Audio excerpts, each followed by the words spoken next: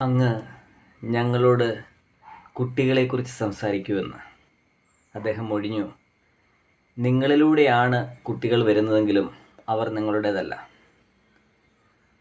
നിങ്ങളുടേതാണെന്ന് നിങ്ങൾ വിചാരിക്കുക മാത്രമാണ് ചെയ്യുന്നത്. നിങ്ങളിലൂടെ അവർ കടന്നു പോവുക മാത്രമാണ് ചെയ്യുന്നത്.